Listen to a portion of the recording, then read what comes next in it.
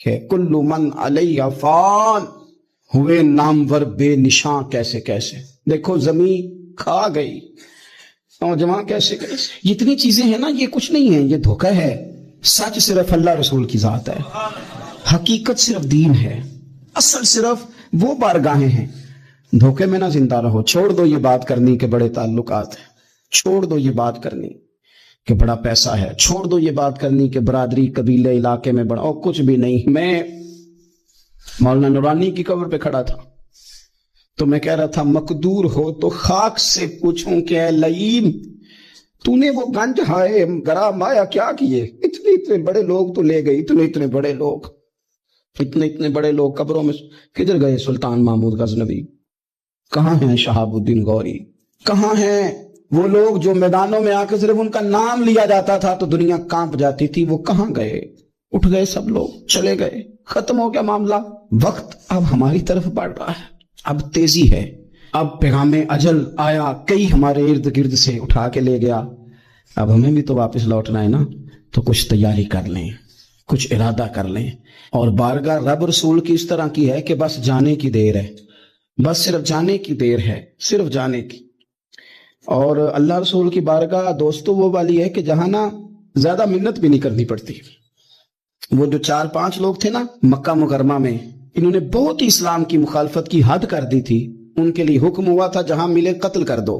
اکرمہ تھے، ابن قتل تھے، کچھ اور لوگ تھے. تو پتہ ہے ان کو کسی نے مشورہ کیا دیا تھا؟ کسی کافر نے مشورہ دیا، پر پتہ صلاح کیا دی تھی؟ اس نے کہا تھا تم نے بڑی زیادتیاں کی ہیں، بڑے بے ادب ہو، کسی صحابی کے قابو نہ آنا، مار دیے جاؤ گے، اپنی خطاؤں کے سبب سے تم مار دیے جاؤ گے. لیکن اگر کسی طریقے چھپتے چھپاتے رسول پاک کی بارگاہ میں پہنچ جاؤ نا، اگر وہاں کسی طریقے چلے جاؤ.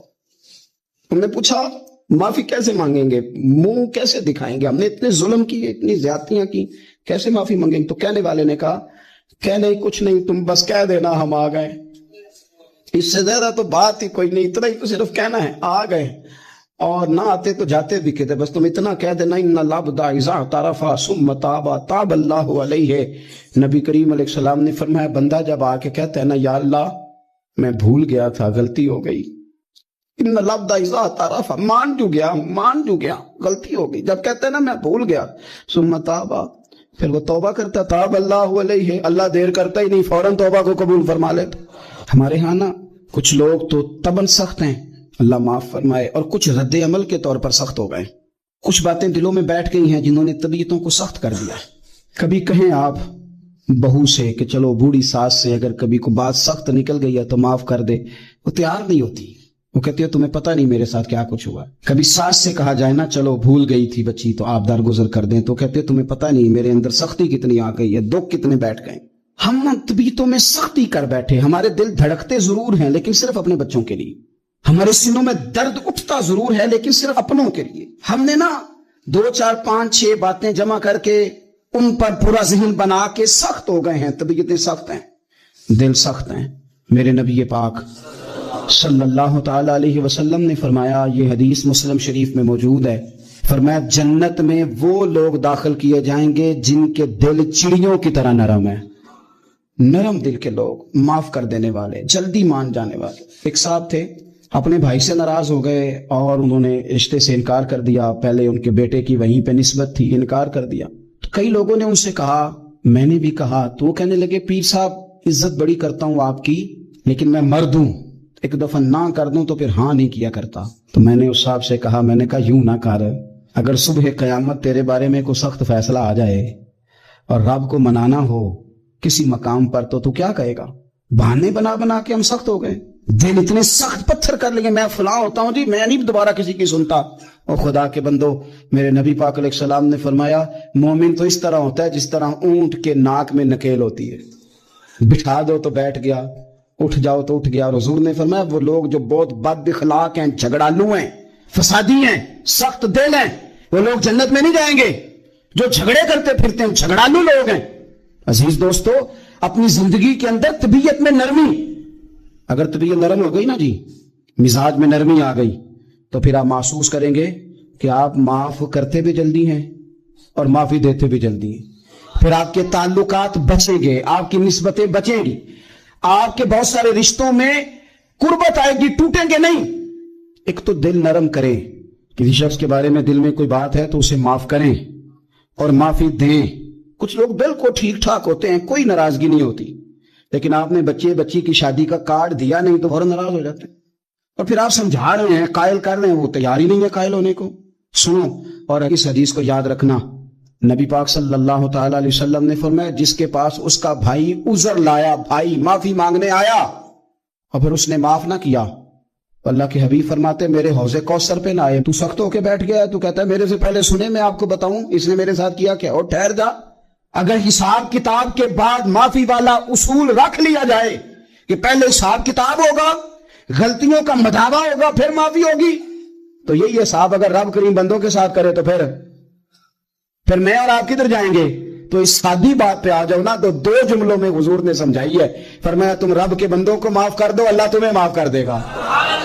تو آج کی شب سے پہلے، آج کے دن سے پہلے، رمضان المبارک کے تشریف لانے سے پہلے اپنی طبیعت کے اندر ایسا ذوق لائیں، ایسی طبیعت لائیں کہ ہم نے معافی دینی بھی ہے اور معافی لینی بھی ہے۔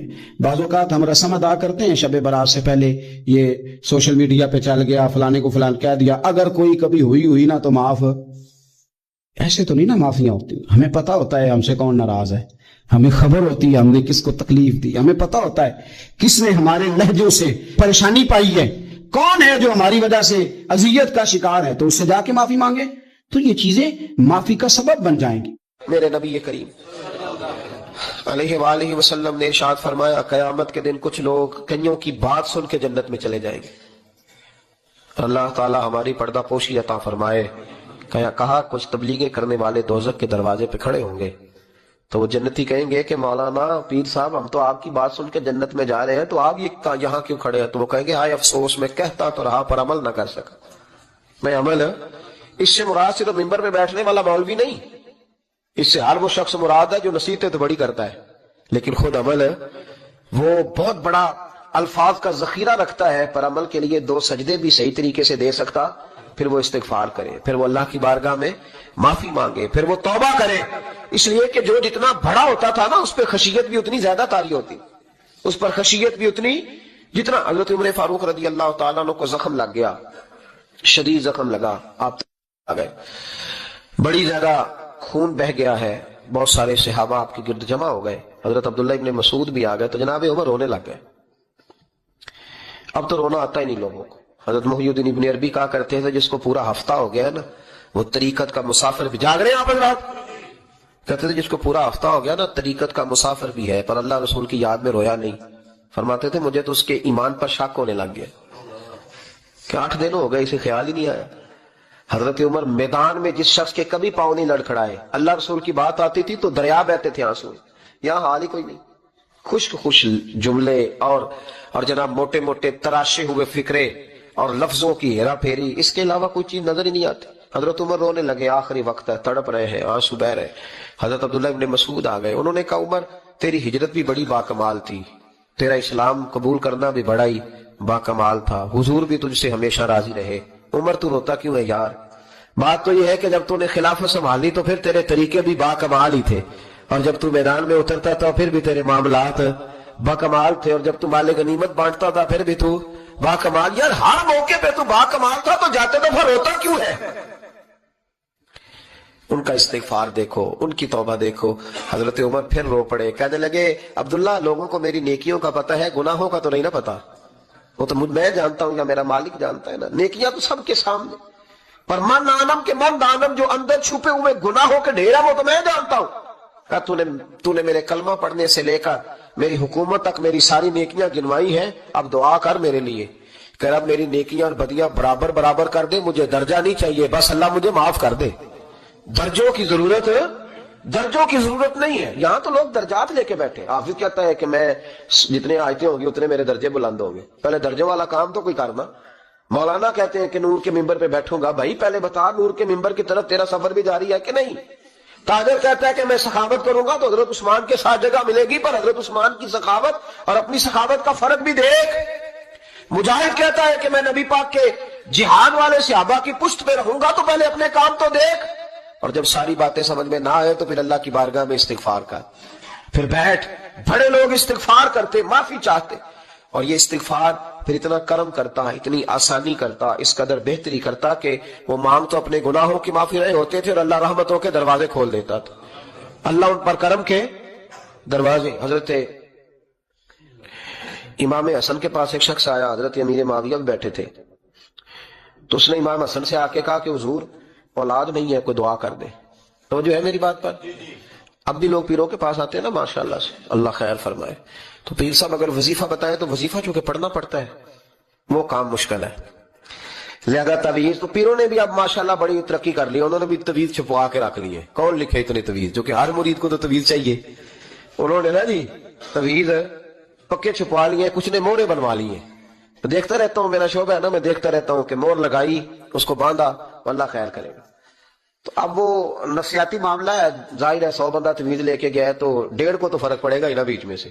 تو جس کو فرق پڑ گیا اس کا فیس بک پہ دے دیا کہ یہ میری کرامت ہے جی. تو جس کا نہ پڑا جی، جڑے محرم راز حقیقت دے او تے راز حقیقت کھول دے ہی نہیں. اے جنہ ویکھیا نہیں او کرن گلا، جنہ ویکھ لیا او تے بول دے ہی نہیں. ہمارے ایک حضرت تھے تو ان کے پاس ہم بیٹھے تھے، نیک آدمی، تو تعویذ دیا تو مرید کہنے لگا حضور دوبارہ کب آؤں؟ کہنے لگے فرق پڑ گیا تو آ جانا، نہیں تو کہیں اور چلے جانا. اس لیے کہ شیخ عبدالعزیز دباغ رحمت اللہ علیہ کے ایک مرید نے کہیں تنقید کر دی تھوڑی سی. یہ لفظ بس نا بہت بڑے ہیں، ان کی میں تشریح نہیں کروں گا، جتنے جملے اتنی بات کر کے بیت جاؤں گا. ان کی تشریح نہیں ہو سکتی، یہ ان کی توضیح نہیں ہو سکتی، کچھ تفصیل نہیں ان کی ہو سکتی. یہ جملے بڑے، میں کوئی تشریح نہیں کروں گا. اس نے کہا کہ حضور فلاں فلاں فلاں فلاں جگہ مجھے پریشانی ہے آپ کے حوالے سے. تو آپ فرمانے لگے میں نے کون سا باندھا ہوا ہے، نہیں سمجھ میں بات آتی تو کہیں اور چلا جا. باندھ کے رکھا نہیں، دروازے کھلے ہوئے، کہیں اور چلا جا، ختم ہو گئی بات. تنقید کرنے کی ضرورت چھٹی. اس لیے کہ وہ لوگ بت نہیں بناتے تھے کہ بس ادھر ہی پوجا کرنی ہے کہ کہیں اور نہیں جانا. یہ چھوڑے ہے نا ہمارے یہاں چکر چلا ہوا، میرے علاوہ کہیں اور نہ جانا. شیخ عبد الوہاب شرونی فرمایا کرتے تھے یہ تو نقص ہے تیرے اندر کا، یہ تو تیرے اندر کا نقص ہے. اگر تو قابل ہوتا تو کہتا جا سنگیا سارا زمانہ دیکھا، اگر کوئی میرے جیسا ملا تو چلا جانا، اور اگر میری طرح کا نہ ملا تو پھر کہیں اور جا دیکھا سارا. او بھائیو کیا چکر ہے، وظائف لوگ پوچھتے تھے تو ان پہ عمل کرتے تھے، وہ چیزیں فائدہ دیتی. حضرت امام حسن سے آ کے وظیفہ پوچھا، اس شخص نے کہا حضور اولاد کوئی نہیں تو وظیفہ بتایا. تو آپ نے فرمایا استغفار پڑھا کر. کیا کر؟ اس نے کہا ٹھیک ہے. تو حضور پھر میں دوبارہ کب آؤں؟ تو امام حسن کہنے لگے بے اولاد ہے نا تو، استغفار کا وظیفہ بتایا نا؟ کہا ہاں. فرمانے لگے اب اس وقت آنا جب اللہ تجھے 10 بیٹے عطا کرے گا. کتنے؟ 2 4 نہیں، 10 ہی کہہ دیے. تو حضرت امیر معاویہ رضی اللہ تعالیٰ دیکھا، کہنے لگے حسن اتنا بڑا دعویٰ. آپ فرمانے لگے میں نے کہہ دیا نا تو اللہ فضل کرے گا. ہاں ہاں اللہ خیر کرے گا، خیر ہو جائے گی. وہ شخص کئی سالوں کے بعد آیا، کئی سالوں کے بعد. تو حضرت امیر معاویہ کو بھی ساتھ لایا، کہنے لگا حضور اللہ کے فضل سے اللہ نے 10 بیٹے عطا فرمائے، پورے 10 ہی اللہ نے دیے. تو حضرت امیر معاویہ کہنے لگے جناب بات تو آپ کی سچی ہو گئی، پر مجھے بھی بتائیے وظیفہ کہاں سے لیا؟ فرمانے لگے قرآن پاک سے. سورہ نوح کی 10 11 12 آیت پڑھو. اللہ فرماتے ہیں تم استغفار پڑھو، میں تمہاری بیٹوں سے بھی مدد کروں گا، مالوں سے بھی مدد کروں گا. تو میں نے استغفار بتائی تھی اور قرآن میرے اللہ کا ہے، رب کا وعدہ جھوٹا ہو سکتا؟ فرمایا 10 بیٹے ملنے تھے، میں نے کہہ جو دیا تھا. اور میرے بھائیوں یاد رکھیں استغفار اللہ کی رحمت نازل کر. ایک ہوتا ہے خوف، ایک ہوتی ہے خشیت.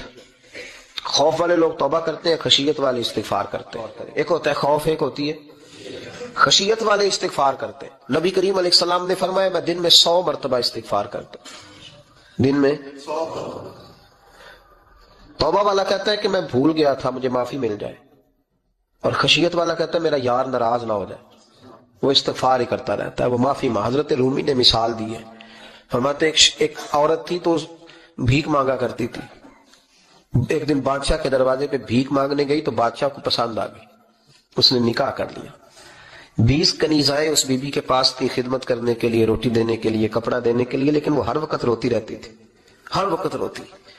ایک سمجھدار کنیز کہنے لگی کہ ملکہ آپ تیرا درجہ بہت بڑا ہے، تو ہر وقت روتی رہتی ہے، معافیاں ہی مانگتی رہتی ہے ہر وقت، کون سی ایسی نعمت ہے جو تیرے پاس نہیں؟ تو وہ کہنے لگی اس لیے تو روتی ہوں. کیا مانا؟ کہنے لگی اس لیے روتی ہوں کہ میں اس قابل نہیں تھی جو مجھے مل گیا، کہیں میرے سر کا سائیں ناراض نہ ہو جائے، وہ کہیں بگڑ نہ جائے. مجھے پتا ہے کہ میں کیا تھی اور مجھے کہاں تک پہنچا دیا. میں روتی اس لیے ہوں کہ کبھی کہیں وہ ناراض. حضرت عمر اس لیے روتے تھے کہ کہیں مصطفیٰ ناراض نہ ہو جائے. حضرت ابو بکر اس لیے تڑپتے تھے کہ کہیں اللہ کا فضل روٹھ نہ جائے. یہ جو مولا علی اپنے کمرے میں بیٹھ کے زور زور سے استغفار پڑھتے تو اس لیے نہیں کہ بڑے پاپ تھے جن کی معاذ اللہ معافی مانگتے تھے, اس لیے کہ رب رسول کہیں ناراض نہ ہو. خشیت تھی کہ جہاں ہم پہنچے ہوئے کہیں وہاں سے واپس. استغفار بندے کی اللہ سے صلح کرا دیتا ہے. ہمارے مزاجوں کے اندر ہر چیز کی طلب پیدا ہو گئی ہے, لیکن وہ جو ایک خاص ذوق تھا نا اللہ کے قرب کا, اس کی چاہت, اس کی طلب, محسوس کرنا کہ میرا رب ہے, محسوس کرنا کہ میں کسی کا بندہ ہوں, مجھے کوئی رزق دیتا ہے. ہمارے صوفیاء, اولیاء, صحابہ, اہل بیت, انبیاء یہ ہر وقت محسوس کرتے تھے کہ میں کوئی شترے بے مہار نہیں, کوئی میرا ہے جو مجھے بنانے والا ہے, جو مجھے نوازنے والا ہے, جو مجھے عطا کرنے والا ہے. وہ اپنے رب کی چاہت کرتے, اپنے رب سے محبت کرتے, اپنے رب کی طلب پیدا کرتے, شوق بڑھاتے روز عبادت کا. ان کے اندر ایک جذبہ تھا جو روز پروان چڑھتا تھا. 5 نمازیں پڑھنے کے باوجود وہ اشراق پڑھتے, چاش پڑھتے, تہجد پڑھتے, صلاۃ اللیل پڑھتے, وہ قرآن پاک کی تلاوت کرتے. پھر بھی کبھی ان کا ذوق آتا تو وہ دنیا سے کٹ کے مصلے پہ آ کے بیٹھ جاتے. لیکن وہ درد, وہ ذائقہ, وہ کیفیت, وہ چیزیں مان پڑتی جا رہی ہیں. قوم اگر کبھی کو مسئلہ پوچھتی ہے تو بڑا عارضی سا, رب دا طالب کوئی نہ ملیا, جو ملیا طالب زردہ ہو. حضرت سلطان باؤ فرماتے ہیں کہ مطلب کدھر گئے لوگ جو رب کو طلب کرتے تھے, جن کی خواہش تھی کہ ہمیں اللہ کا قرب نصیب ہو, پیارے رسول صلی اللہ علیہ وسلم کی معرفت کا ذوق ہمیں نصیب ہو, وہ کہاں گئے؟ ہمارا ایک مقصد تھا, دیکھیں نا بڑا پیار آتا ہے اللہ کو اس بندے پہ. حضرت علامہ اسماعیل حقی رحمۃ اللہ علیہ فرماتے ہیں کہ اللہ نے فرشتوں سے کہا کہ میں نے انی جاعل فی الارض خلیفہ, زمین پہ نائب بناؤں گا. قالوا اتجعل فیہا من یفسد فیہا ویسفک الدماء ونحن نسبح بحمدک ونقدس لک قال انی اعلم ما لا تعلمون. فرمایا میں زمین پہ نائب بنانے والا ہوں. تو کہنے لگے یا اللہ وہ تو فساد پھیلائے گا, خون ریزی کرے گا. تو اللہ نے فرمایا جو میں جانتا ہوں وہ تم, جو میں جانتا ہوں وہ تم نہیں جانتے, تمہیں نہیں پتا. تو علامہ اسماعیل حقی فرماتے ہیں وہ کیا تھا جس کو فرشتوں کو نہیں پتا تھا؟ فرماتے ہیں یہ وہی انسان کے اندر جو اللہ کے قرب کے متلاشی ہونے کا جذبہ تھا. فرشتے اسے جانتے.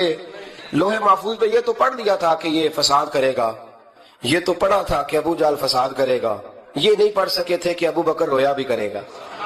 یہ تو پڑھ لیا تھا انہوں نے, یہ تو پڑھ لیا تھا کہ اخنس بن شریق تلواریں نکال کے لوگوں کو قتل کرے گا. یہ نہیں پڑھا تھا کہ مولا علی شیر خدا مزدوری کریں گے اور جو مزدوری ملے گی وہ اللہ کے بندوں میں تقسیم کر دیا کریں گے. یہ تو انہوں نے پڑھ لیا تھا کہ ابو البختری, ابو لہب یہ لوگوں کے گلے کاٹیں گے. پر یہ نہیں پڑھا تھا کہ عثمان غنی رضی اللہ تعالیٰ عنہ قحط کے زمانے میں بھی کروڑوں کا مال اللہ کے راستے میں خرچ کر دیا کرے گے. وہ جو انسان کے اندر طلب ہے, وہ جو تڑپ ہے, وہ جو شوق ہے, وہ جو کیفیت ہے, وہ جو معرفت کا نور ہے, یہ اللہ کو بڑا ہی پسند ہے, یہ بڑا ہی پسند ہے. اس لیے حدیث قدسی میں رب فرماتا ہے مجھے تلاش کرنا ہو تو ٹوٹے ہوئے دلوں میں تلاش کیا. بھائیو تھوڑا سا نا آگے اٹھ کے, مطلب بڑے بڑے آدمی بن گئے ہم لوگ, بڑے بڑے آدمی کیسے بن گئے کہ جس کے پاس پھوٹی کوڑی نہیں ہوتی تھی اس کے اکاؤنٹ میں کروڑوں آ گیا تو وہ کہتا میں بڑا آدمی بن گیا. جس کے پاس سائیکل نہیں تھی تو اب وہ 1.25 کروڑ کی کار پہ پجاروں پہ بیٹھتا ہے تو کہتا ہے میں بڑا آدمی. تو اس طرح تو انسان بڑا نہیں بنتا. بڑا تو تب بنے گا جب تیرے دل میں رب کی معرفت بڑی ہوگی, جب اللہ کا قرب بڑا ہوگا, جب تو متلاشی ہوگا اس کے راستے کا. بہت سارے راستے ہیں اللہ کی طرف جانے کے, لیکن 3 باتیں قرب الہی کے لیے ہمارے بزرگوں نے بڑی زبردست لکھی ہیں. سب سے پہلی بات یہ ہے, صوفیاء فرماتے ہیں کہ اگر رب کا قرب چاہتے ہو تو ہر وقت اپنے رب کی رحمت کی امید رکھا کرو. خوش نہیں ہوئے آپ اس بات سے؟ ہر وقت اللہ کی رحمت کی, اور فرماتے ہیں دل سے امید رکھا کرو اور زبان سے اپنے رب کی رحمت کا ذکر کیا کرو. ہر وقت کہا کرو کہ میرا اللہ بڑا ہی مہربان, میرا اللہ بڑا ہی کریم. ہمارا پتہ کیا حال ہے, شکر بھی شکوے کے انداز میں. کیا حال ہے؟ کہتے بس جی بس شکر ہے الحمدللہ. تو یہ کون سا شکر ہے جی؟ یہ تو آپ نے کہا ہے کہ بڑا تنگ ہوں میں اپنی زندگی, یہ شکر ہے؟ ہر وقت یہ کہے کہ میرا اللہ بڑا ہی قریب ہے. دیکھیں نا بسم اللہ شریف ہر کام سے پہلے معنی کیا ہے؟ بسم اللہ الرحمن الرحیم, یعنی تو کہہ ہے اس رب کے نام سے جو بڑا ہی مہربان ہے, جو نہایت ہی رحم کرنے والا ہے.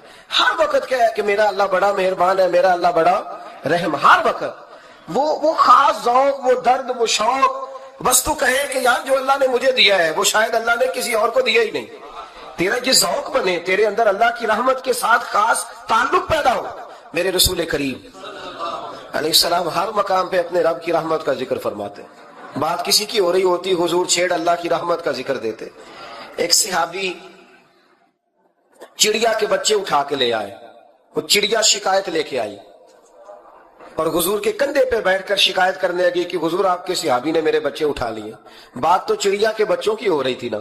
تو رسول کریم فرمانے لگے اس کے بچے چھوڑ دو. اور پھر حضور فرمانے لگے دیکھو یہ چڑیا اپنے بچوں سے کتنا پیار کرتی ہے. جب چڑیا اتنا پیار کرتی ہے تو رب اپنے بندوں سے کتنا پیار کرتا ہے. اللہ کتنی رحمت والا ہوگا.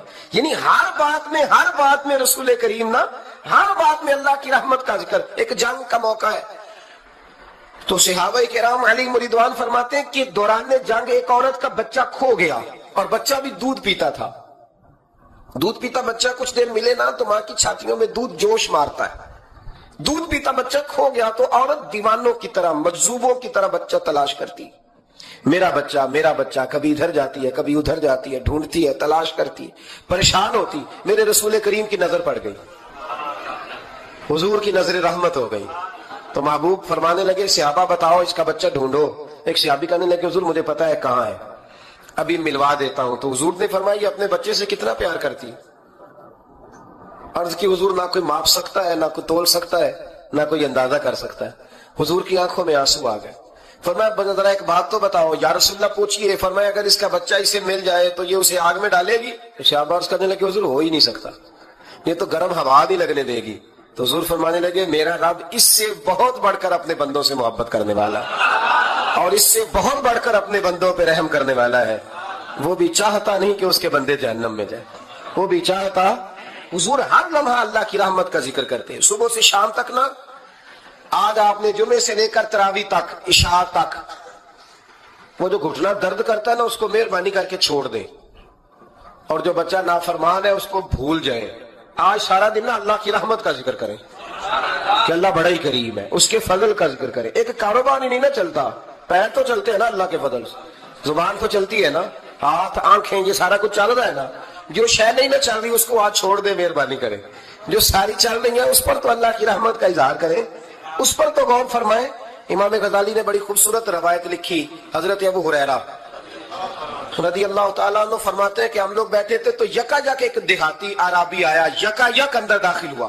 السلام علیکم کہا. بندہ بڑا سادہ تھا، یہ بھی نہیں پوچھا کہ باتیں کیا ہو رہی تھی، کوئی سوال جواب نہیں. سلام لینے کے فوراً بعد عرض کرتا یا رسول اللہ ایک مسئلہ پوچھنا تھا. کہتے ہم حیران ہو گئے کہ یار پہلے پوچھ تو لے، پہلے کیا بات ہو رہی، آتے ہی اپنی چھیڑ دی ہے. ایک مسئلہ پوچھنا تو حضور نے فرمایا پوچھو. عرض کرنے لگا حضور یہ بتایا قیامت والے دن حساب کس نے لینا ہے؟ تو محبوب مسکرائے، فرمایا بولے آدمی سادی سی بات ہے، حساب اللہ نے لینا ہے. کہتے وہ بات سن کے نا تو چل پڑا، جواب سن کے تو چل پڑا، رکا ہی نہیں. تو حضور نے فرمایا ٹھہر تو جا، پہلے تو آیا ہے، سلام لی ہے، بات بھی کوئی نہیں کرنے دی، دھڑام سے اندر داخل ہوا ہے اور سوال کا جواب لیا اور پھر تو نے تبصرہ ہی نہیں کیا تو نکل گیا ہے. یا رسول اللہ حکم کرے. فرمایا کیا پوچھ رہا تھا؟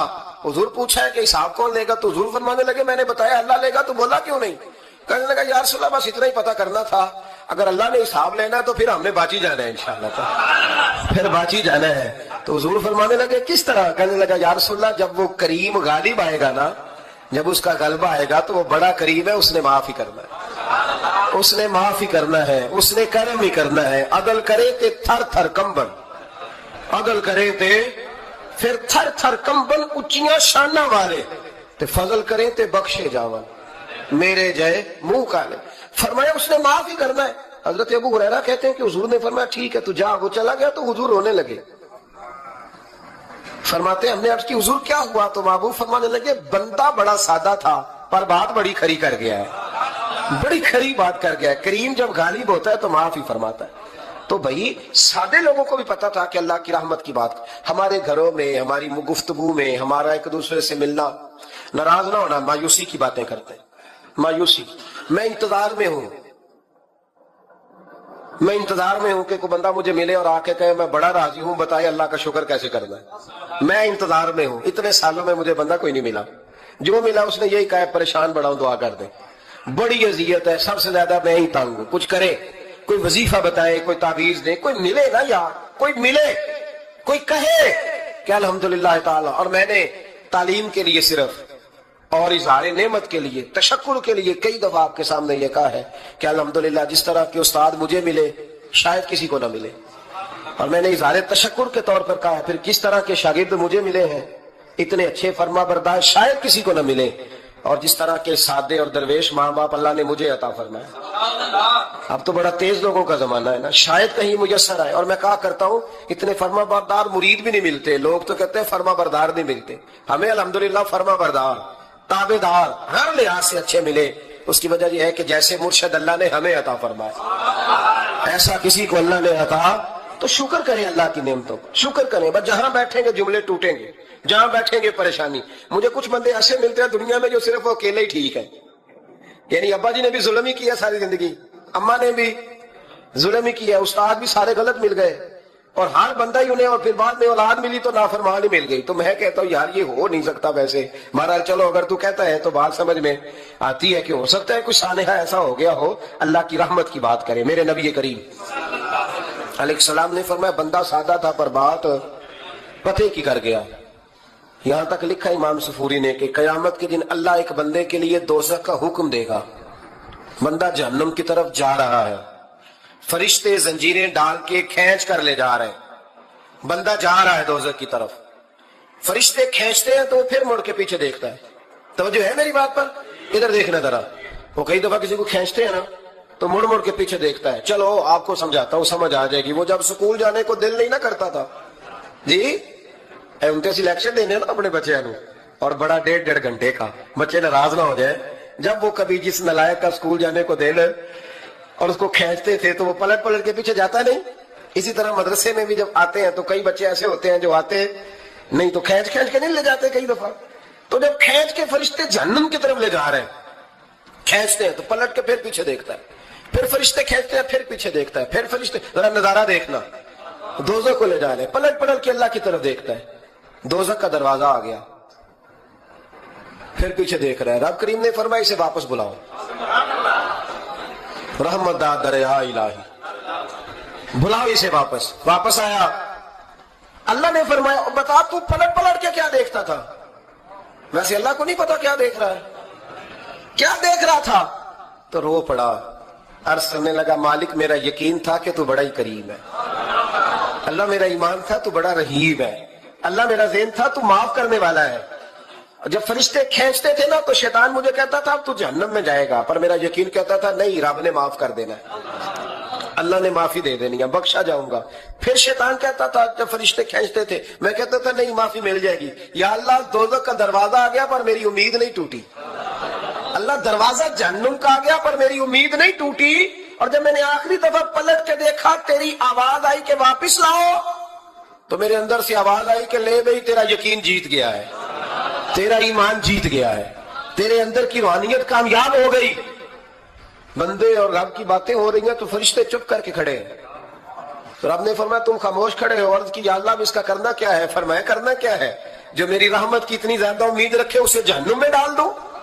یہ کیسے ہو سکتا ہے؟ اس کو پکڑو اور میرے فضل کے ساتھ اسے جنت عطا کر. تو پہلی بات یہ کہ اللہ کی رحمت کی امید رکھیں. صبح سے شام تک کہیں الحمدللہ. کیا کہیں؟ ایک ہوتا ہے تکبر کے طور پر بڑھ کے مارنے کے لیے ذکر کرنا, وہ منع ہے. ڈینگے نہیں مارنی, بلکہ اللہ کی رحمت کا ذکر کریں تشکر کے لب و لہجے, تشکر کے لب و لہجے. ہمارے نا لفظوں سے شکوے چھلکتے ہیں, ہمارے جملوں سے چھلکتا ہے کہ ہم پریشان ہیں, ہماری باتوں سے محسوس ہوتا ہے کہ ہم کسی وجہ سے بڑی تکلیف میں ہیں. اس کو نکال دیں. جب بندہ اللہ کی رحمت کی امید کرے گا تو اللہ بھی پھر رحمت, فضل اور کرم کے بادل ہی برسائے گا. دوسری بات ہمارے بزرگوں نے لکھی ہے, اگر اللہ کے قرب کا رستہ طے کرنا ہے تو وہ اس طرح ملے گا کہ اللہ کے ہر فیصلے پہ راضی ہو جاؤ. جہاں اللہ نے مجھے بٹھایا میں راضی ہو جاؤں, جہاں اللہ تبارک و تعالیٰ نے میرے بھائی کو بٹھایا ہے وہاں میرا بھائی راضی ہو. جہاں جہاں اللہ نے ہمیں بٹھایا ہے ہم اس جگہ پہ راضی. معاملہ پتہ کیا ہے, ہم اپنی مرضی کا فیصلہ چاہتے ہیں, اور مرضی تو اللہ کی چلے گی, مرضی اللہ کی چلے گی. میرے رسول کریم علیہ السلام نے صحابہ سے پوچھا تم کون ہو؟ حضور مومن. فرمایا ایمان کی دلیل دو. یہ بات مجھ سے کو پوچھے تو شاید میں جھگڑا کروں کہ ایمان کی دلیل. حضور نے فرمایا کون ہو؟ یا رسول اللہ مومن. فرمایا دلیل دو. حضور دلیل ہے ہمارے پاس دو. یا رسول اللہ اللہ نعمت دیتا ہے تو ہم شکر ادا کرتے ہیں, مصیبت ڈالے تو صبر کرتے ہیں, اور جو فیصلہ اللہ ہمارے حق میں کر دے ہم اس پر راضی رہتے ہیں. میرے محبوب کا چہرہ خوشی سے کھل اٹھا. فرمایا تمہیں مبارک ہو, تم تو واقعی بڑے پکے مومن ہو. تم مومن ہو, اگر اللہ کے فیصلوں پہ راضی رہتے ہو تو پھر تم. حضور فرماتے ہیں کچھ لوگوں کو اللہ قیامت میں بغیر حساب کتاب جنت میں داخل کرے گا. فرشتے پوچھیں گے پل صراط سے ہوا ہے؟ وہ کہیں گے دیکھی نہیں. میزان عمل تلوائے؟ وہ کہیں گے دیکھا ہی نہیں. کیسے آ گئے؟ تو کہیں گے خدا کے فضل سے آ گئے. فرشتے پوچھیں گے تمہارا عمل کیا تھا؟ وہ کہیں گے کچھ بھی نہیں. عام لوگوں کی طرح نماز پڑھتے تھے, روزہ رکھتے تھے, حج فرض ہوا تو کیا, زکوٰۃ اگر ہمارے اوپر لاگو ہوئی تو دی, عام روٹین کے معاملات. تو فرمائے اتنی بڑی فضیلت کے بغیر حساب کتاب جنت, کوئی تو وجہ ہوگی.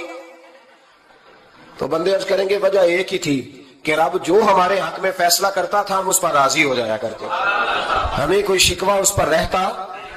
علامہ ڈاکٹر محمد اقبال رحمت اللہ علیہ, توجہ ہے میری بات پر؟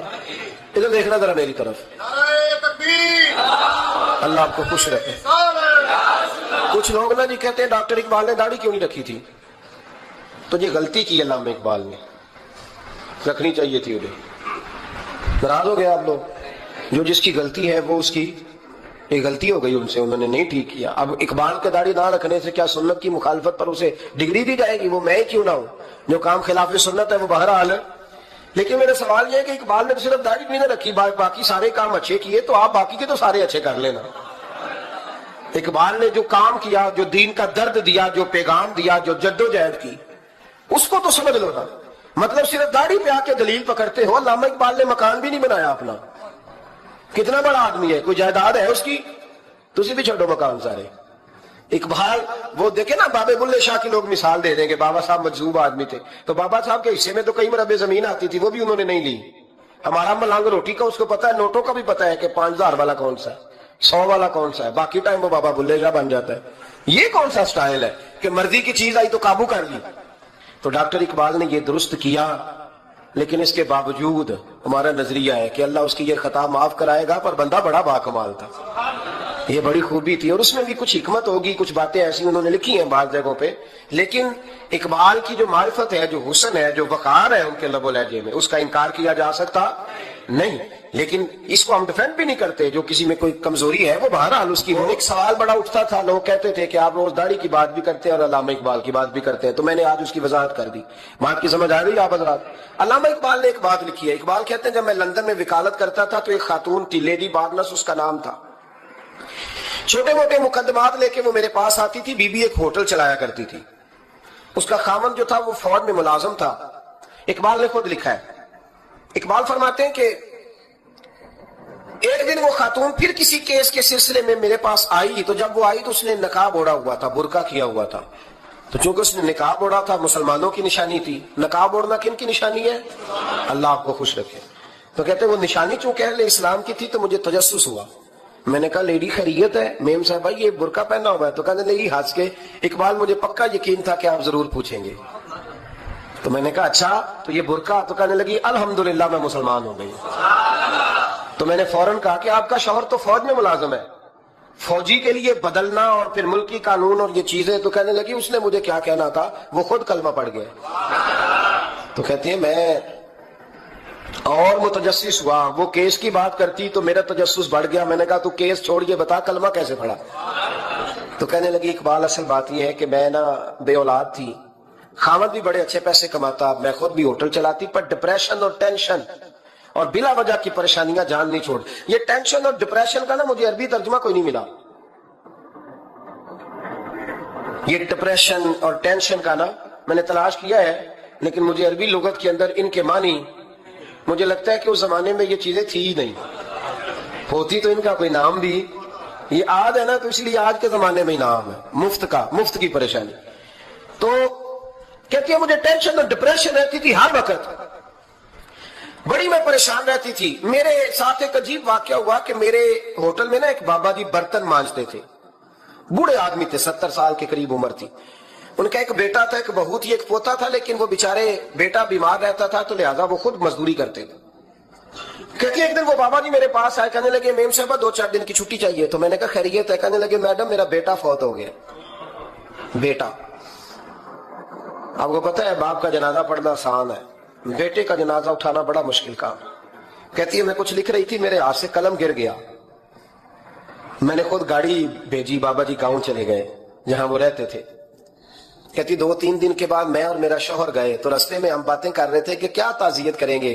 ایک ہی بیٹا تھا، کوئی رشتہ دار بھی نہیں، تو اس کی تو کائنات اجڑ گئی، کن لفظوں سے اسے تعزیت کیا کہیں گے.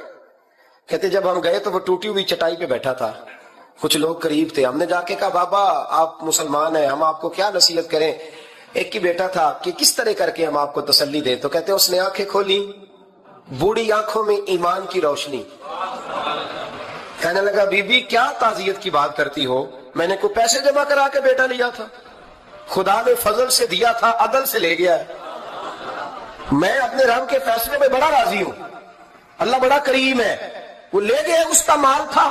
آپ یقین کریں ہمارے دیہاتی لوگ یہ کہا کرتے تھے، میں نے کانوں سے سنا ہے. ایک بوڑھے آدمی کا ایک دفعہ بیٹا فوت ہو گیا تو کسی نے اس سے کہا بابا چھوٹی عمر میں بچہ چلا گیا تو مجھے لفظ نہیں بھولتے. کہنے لگے پتر اللہ دی فصل ہے، کچی وڈے تا بھی ہو دیے. سنے آپ نے بھی کبھی یہ فکر ہو، کچی وڈے تے پکی لے گئے تے تا بھی ہے جو ہو دی. تو جب اس کا جی چاہا وہ لے گیا. اللہ اکبر. وہ خاتون کہتی ہے کہ وہ بابا جی سے میں نے کہا کہ چلو آپ 1 مہینے کی چھٹی کر لے. تو کہنے لگا نہیں میڈم میں مسلمان ہوں، مفت کی روٹی نہیں کھاتا، مزدوری کر کے کھاتا ہوں، میں انشاءاللہ 2-3 دن کے بعد کام پہ آ جاؤں گا. کہتے ہیں وہ چند دنوں کے بعد آ گیا. اللہ کی قدرت کے ابھی 2-3 ماہ گزرے تھے پھر آیا. میڈم چھٹی چاہیے کچھ دنوں کی. میں نے کہا خیریت ہے؟ کہنے لگے وہ میری بہو بھی ہارٹ اٹیک سے فوت ہو گئی. کہتے اب میں بھی تڑپ گئی اور عیسائی ہو کہ میری آنکھوں میں آنسو آ گئے. میں نے کہا گھر کا دروازہ بند ہو گیا، اب یہ بیچارہ کیا کرے گا. وہ اپنے شوہر کے غم میں ہارٹ اٹیک سے فوت ہو گئی. کہتے ہم پھر 2-3 دن کے بعد تعزیت کے لیے گئے. پھر ٹوٹی ہوئی چٹائی، بوڑھا نہ اپنی انگلیوں سے زمین پر کچھ بنا رہا. کہتی قریب گئی اور میں نے جا کے کہا بابا اب تو تسلی آپ نے خود ہی کرنی ہے، جو نظام تھا وہ تو ہو گیا. تو کہتے ہیں پھر اس نے آنکھیں کھولی، آسمان کی طرف دیکھا تو کہنے لگا بیٹی کوئی پریشانی نہیں، میرا بیٹا بغیر شادی کے بھی تو فوت ہو ہی سکتا تھا نا، بس میرے مالک نے جب چاہا جیسے چاہ ہوا. میں انشاءاللہ 2-4 دن کے بعد کام پہ آؤں گا. یہ میرا 3-4-5 سال کا پوتا ہے، ابھی اسکول داخل ہوا ہے، میں ساتھ لے آؤں گا، وہاں میرے ساتھ اوپر کوارٹر میں جہاں میں رہتا ہوں یہ بھی رہے گا. کہتی ہے میں سختے میں آ گئی اس کی کیفیت دیکھ کے. وہ پوتے کو ساتھ لے آیا. کبھی کبھی میں دیکھتی چھت پہ کھڑے ہو کے کہ دادا گھوڑا بنا ہوا ہے اور پوتا سواری کر رہا ہے.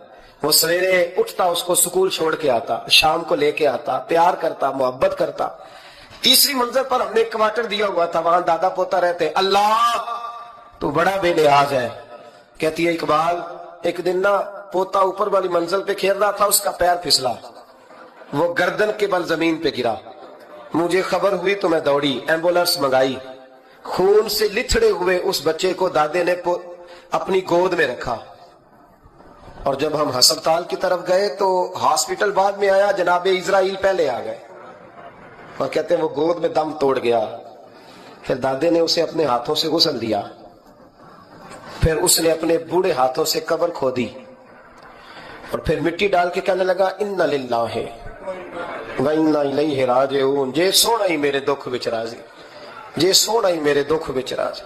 پھر سکھ نو چولہے ڈاواں. کہتے ہیں وہ مٹی ڈالی اس نے اور جب وہ واپس پلٹا تو میں بازو سے تھام کے ہوٹل قریب لائی اور میں نے اس کے قریب کہا کہ بابا تو ٹوٹ گیا ہے، تو بکھر گیا ہے، مجھے محسوس ہوتا ہے کہ اب نہ تیری راتیں اور تیری صبحیں اور تیری شامیں غموں میں گزریں گی. تو کہتے ہیں یوں اس نے ہاتھ رکھے اور یوں آنسو چھٹک دیے. کہنے لگا میڈم کیوں میرے اندر کوئی عقیدہ نہیں، میں کوئی لوارث ہوں، میرا کوئی رب نہیں، میں کیوں پریشان رہوں گا، میں تو پکا ہوا پھل ہوں. تھوڑے دن گزریں گے قبر میں جاؤں گا اور جب جنت میں جاؤں گا تو اللہ میری بیٹے سے بھی ملاقات کرائے گا، میرے پوتے سے بھی ملاقات کرائے گا، میرا رب ساری ملاقاتیں کرا دے گا. میں اپنے اللہ کی رضا میں بڑا راضی ہوں. وہ خاتون کہتی ہے میرا اور میرے شوہر کا کلیجہ پھٹنے لگا. میں نے کہا بابا یہ جذبہ کہاں سے ملتا ہے، یہ سکون کہاں سے آتا ہے. یہ کیفیت کیسے ملتی ہے؟ مجھے کہنے لگا تو نے لینی ہے؟ میں نے کہا تو کہنے لگا تو بھی گنبد خضرا والے نبی کا کلمہ پڑھ جا، میرے محبوب کا کلمہ پڑھ، اللہ تجھے سکون عطا کرے گا۔ ایک حدیث نہ پڑھ لو مسلم شریف سے، بخاری سے ایک حدیث نہ پڑھ لو تاکہ یہ بات مضبوط ہو جائے۔ حضرت ابو طلحہ رضی اللہ تعالی، بیٹا شدید بیمار ہے، مزدور آدمی تھے، کئی دنوں سے گھر تھے۔ بیوی کہنے لگی اگر آپ گھر میں بیٹھے رہیں گے تو کھائیں گے کہاں سے، جاؤ آپ مزدوری کرو، میں بیٹے کو دیکھتی ہوں۔ ابو طلحہ مزدوری کرنے چلے گئے، شام کو آئے تو بیٹا فوت ہو چکا تھا۔ عورتیں بے حوصلہ ہوتی ہیں نا اکثر، پر بیوی نے سفید کپڑا ڈال کے کمرے میں رکھ دیا۔ بیٹا، ماں اور بیٹا کو ناپ تک ہے رشتہ، بیٹے میں سفید چادر ڈال کے کمرے میں رکھ دیا۔ حضرت ابو طلحہ انصاری آئے، بیٹے کا کیا حال ہے؟ کہنے لگی اللہ کی رحمت میں ہے۔ اللہ کی، کیسا جملہ ہے؟ اللہ کی رحمت میں ہے۔ خامد نے کھانا کھایا، بیوی سے ملنے کو دل کیا تو ملاقات ہوئی، فارغ ہو کے بیٹھے تو خاتون اٹھ کے نہ خامد کے قریب گئی، اس کا ہاتھ تھاما، کہنے لگی نبی کریم علیہ السلام کے صحابی ہو، ایک مسئلہ دریافت کرنا تھا، بتاؤ گے؟ کہ پوچھو۔ کہنے لگی اگر کوئی آپ کے پاس امانت رکھوائے اور پھر اپنی امانت واپس مانگے تو کیا کرو گے؟ حضرت ابو طلحہ کہنے لگے پوچھنے والی کیا بات ہے، جس کی امانت ہے واپس کر دیں گے۔ اب زوجہ روئی، اب صبر والی بی بی روئی، اب ماں روئی، آنسو ٹپکے، آنچل سے پوچھ کے کہنے لگی ابو طلحہ وہ بیٹا بھی اللہ کی امانت تھا اور رب اپنی امانت لے گیا ہے، اٹھو غسل کفن کا بندوبست کرو۔ حضرت ابو طلحہ اٹھے، ہامتے کامتے ہاتھوں سے غسل کفن دیا، مسجد نبوی میں پہنچے، محبوب کی بارگاہ میں عرض کیا تو رسول کریم فرمانے لگے تیرے اور تیری بیوی کے عمل سے اللہ بھی بڑا راضی ہے، اللہ کے رسول بھی بڑے راضی ہے اور اللہ تجھے برکت عطا کرے گا۔ صحابہ کہتے ہیں پھر اللہ نے انہیں 9 بیٹے عطا فرمائے، پھر اللہ نے انہیں، اللہ کی رضا پہ راضی رہنا سیکھو، اللہ کے قریب چلے جاؤ گے اللہ کی رضا پہ۔ حضرت سفیان ثوری دعا مانگ رہے تھے، یا اللہ راضی ہو جا، یا اللہ راضی ہو جا، یا اللہ راضی ہو جا، دعا مانگ رہے تھے۔ بی بی رابعہ بصری پردے کے پیچھے بیٹھی تھی، جب دعا لمبی ہو گئی تو کہنے لگی سفیان بس کر، کوئی اگلا لفظ بھی بول، بس کر۔ آپ فرمانے لگے تجھے کیا ہوا؟ تو کہنے لگی تو کب سے کہہ رہا یا اللہ راضی ہو جا، یا اللہ راضی ہو جا، پہلے اپنے دل پہ ہاتھ رکھ کے بتا تو اللہ سے راضی ہے؟ تو راضی ہے اللہ سے؟ تو روز نہیں کہتا پیسے نہیں ہے میرے پاس مجھے دے، تو روز نہیں کہتا یا اللہ فلانی چیز کوئی نہیں دے، اے اللہ فلاں کو دے دیا مجھے کیوں نہیں دیتا معاذ اللہ، تو روز شکوے نہیں کرتا؟ فرمایا پہلے تو راضی ہو جا۔ ترمذی شریف کی حدیث ہے، میرے نبی کریم علیہ السلام نے فرمایا تم اللہ کے دیے ہوئے تھوڑے رزق پہ راضی ہو جاؤ، اللہ تمہاری تھوڑی عبادت سے راضی ہو جائے۔ دیکھیں نا امام حسین کا آخری جملہ کیا ہے میدان کربلا، آخری جملہ کیا ہے؟ میں 5000 مسجد دے کے کہتا ہوں دیا نہیں میں نے، اللہ بڑا راضی ہے مجھ سے، 5 نمازیں پوری نہیں پڑھتا۔ امام علی مقام نے نا دل، کلیجہ، جان، اولاد، ہر چیز نکال کے رکھ دی، تو آخری جملہ یہ تھا اے اللہ بتا تو حسین سے راضی ہے کہ ناراض ہے؟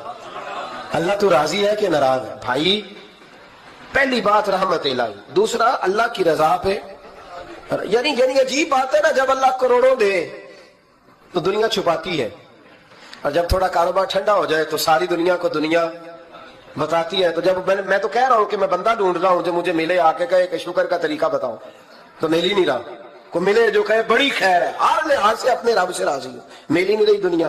تیسری بات، اگر اللہ کے قریب جانا ہے، یہ ان لوگوں کے لیے جو معرفت الہی کے متلاشی ہیں وہ خاص توجہ کریں۔ اگر رب کریم کے قریب جانا ہے تو پھر ایک ذہن بنائیں کہ میرا رب میرے ساتھ ہے، میرا رب میرے، نحن اقرب الیہ من حبل الورید، اور درویش کہتے ہیں جے میں تینوں اندر جانا تو پھر مقید جانا، جے میں تینوں باہر جانا تے اندر کون سمانا، اندر بھی تو ہے تے باہر بھی تو، وچ بلا کون نمانا۔ پھر تصور کریں کہ اللہ میرے ساتھ ہے۔ حضرت جنید بغدادی رحمت اللہ علیہ کہتے ہیں میں نے اپنے مرشد سے کہا کوئی وظیفہ جو پڑھا کروں، تو فرمانے لگے جنید پڑھا کر کہ اللہ میرے ساتھ ہے اور اللہ مجھے دیکھ رہا ہے، یہ وظیفہ پڑھا کر۔